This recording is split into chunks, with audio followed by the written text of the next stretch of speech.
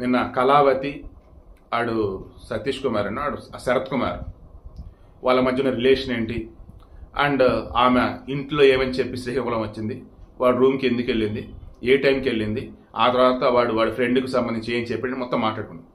క్లియర్గా ఇప్పుడు police investigation తేలింది ఏంటంటే చంపింది ఒక్కడే శరత్ కుమార్. అండ్ తమిళలో పెట్టే కదా ఈ ఆటలు కకృతి మారదా అని.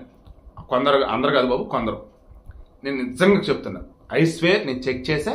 కావాలంటే మీ చుట్టుపక్కల మీరు కూడా చెక్ చేయండి. ఈ వీడియో చూసి ఆడవాళ్ళు ఉన్నారు కదా, మీరైనా చెప్పండి అమ్మా. కొంతమంది ఆడవాళ్ళు డబ్బు మస్తు ఉంటుంది వాళ్ళ దగ్గర, కానీ రూపాయి దగ్గర 10 రూపాయల దగ్గర ఎబ్బే అసలు దాన్ని ఏమంటారు, దాన్ని వాదులాటలు. అంతివ్వు ఎంతివ్వు, నువ్వు అంత ఇవ్వాలి ఎంత ఇవ్వాలి, ఆ మాత్రం తగ్గించవా, ఎన్నిసార్లు అసలు అది నాకు చిరాకు వచ్చింది నిజంగా. అటువంటి రోజులు చూస్తే ఇంద్రబాబు ఎంత చిన్ననాటి దగ్గరే డబ్బుండి మళ్ళీ కూడా అది కూడా ఇక్కడ మామూలుగా వీళ్ళిద్దరికి ఇల్లీగల్ రిలేషన్ ఉందంట. అప్పుడు వస్తుండేది వెళ్తుండిద్ది, రైట్. అలాగే ఆ రోజు రమ్మన్నాడంటే వెళ్ళిందట, మన 19వ తారీఖు మధ్యాహ్నం వెళ్ళింది.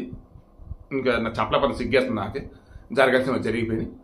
ఆ తర్వాత మరి ఈమె దగ్గర ఉన్న డబ్బులు వాడు తీసుకున్నాడో, అందులో నుంచి ఒక 500 ఇమ్మని అడిగిందో, లేదా వాడి దగ్గర ఉన్న డబ్బులు ఒక 500 ఇమ్మని అడిగిందో, 500 రూపాయలు ఇవ్వు అంటే అతను ఇవ్వట్లేదంట. ఇంకా వాడు అప్పటికే గంజాయికి మందుకి మొత్తం అలవాటు పడిపోయినాడు, జలసలకు అలవాటు పడి ఉన్నాడు. ఇంకా ఏదైనా సరి చేసి డబ్బు సంపాదించాలి, ఏదైనా సరి చేసి డబ్బును కూడగట్టాలన్నట్టుగా ఉన్నాడు. వీలైతే వాళ్ళ నాన్న కూడా చంపాలని అనుకుంటూనే ఉన్నాడు కదా. ఇక ఆ మూమెంట్లో ఒంటి మీద బంగారం ఉంది అండ్ 500 వచ్చేసి ఇమ్మని ఫోర్స్ చేస్తుంది అని చెప్పేసి, ఇట్లా కాదని చెప్పేసి అక్కడ వైర్ లాంటిది దాన్ని మెడ గట్టిగా బిగిచ్చేసి కింద పడిన తర్వాత దిండు ముఖం మీద పెట్టేసి ఒత్తుతూ ఆ వైర్ బిగిచ్చేసి చంపేశాడు.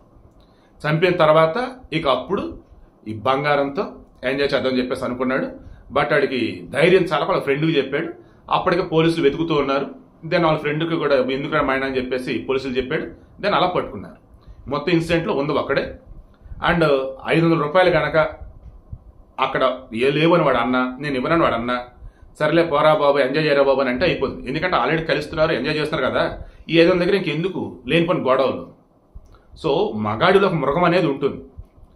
మీరు ఏ మాత్రం సరదాగా చేస్తూ దాన్ని రెచ్చగొట్టారో ఇంకంతే సంగతులు.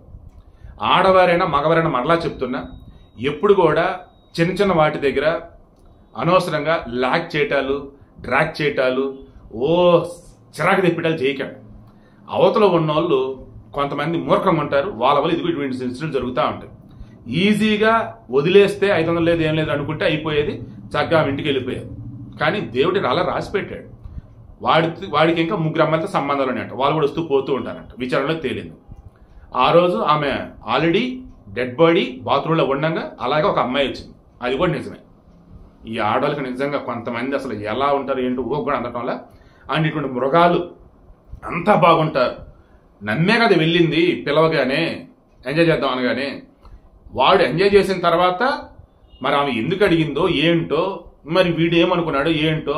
అప్పటికే వ్యాపారంలో లాస్లో ఉన్నాడు, ఏదైనా ఏమి నోరు జారిందో, లేదా వాళ్ళు ఉన్న మృగమే అత్యాశకు పోయి చంపుదాం బంగారం దొరికింది అనుకున్నాడు. ఇక మొత్తానికి చిన్నపాటి గొడవ లాంటివి జరిగి ఆ రకంగా చంపడం జరిగిందంట. వాడు జాగ్రత్తగా ఉన్నాడు.